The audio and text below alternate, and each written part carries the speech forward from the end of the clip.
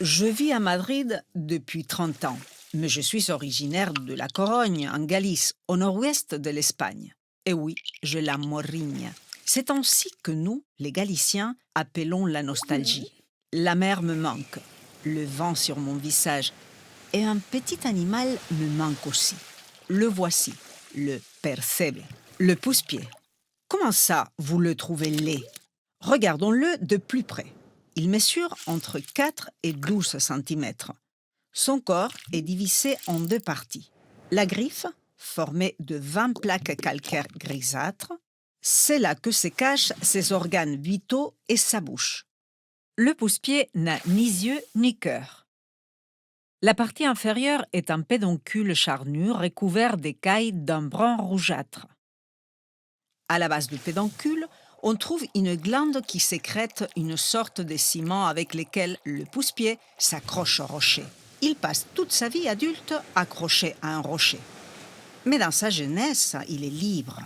Une larve flottante voyageant au gré des courants, découvrant le monde, jusqu'au jour où il décide de s'accrocher à un rocher. Et l'aventure prend fin.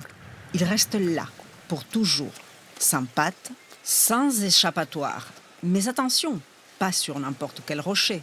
Il choisit les pires, là où la mer frappe le plus fort, là où personne ne veut être. Saviez-vous que Darwin était obsédé par les pousse-pieds? Il en a étudié plus de 10 000. Il a passé 8 ans à les classer, à les comparer. Grâce à eux, il a commencé à comprendre que la vie évolue, que la vie s'adapte. Les pousse-pieds sont hermaphrodites. Ils possèdent des organes mâles et femelles. Mais ils ne sont pas autosuffisants. Ils ont besoin d'un autre pousse-pied pour se reproduire. L'un agit comme un mâle, l'autre comme une femelle. Un accord pratique.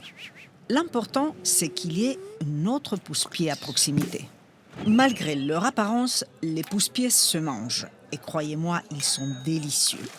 C'est en Galice, mais aussi en Bretagne, que l'on trouve les meilleurs spécimens. En Espagne, les pêcheurs qui osent aller les chercher sont les percebeiros ou percebeiras. Oui, on voit aussi des femmes qui n'ont pas peur de descendre les falaises de la Costa da Morte. Là, affrontant la violence des vagues, ils risquent leur vie pour arracher les pousse-pieds des rochers. Ils font tout à la main. C'est l'un des métiers les plus dangereux au monde. Et dire qu'autrefois on donnait les pousse-pieds à manger aux animaux ou on les mettait sur la table parce qu'à la maison, il n'y avait rien d'autre. Aujourd'hui, c'est un mets de luxe. Ils valent leur pesant d'or. Une fois à table, le rituel est simple. Les percebes sont servis au centre, sur un plat rempli à ras-bord. Encore fumant, ils embaument l'air d'une odeur de mer. Les manger demande également une certaine technique. On tient le pouce-pied entre l'index et le pouce.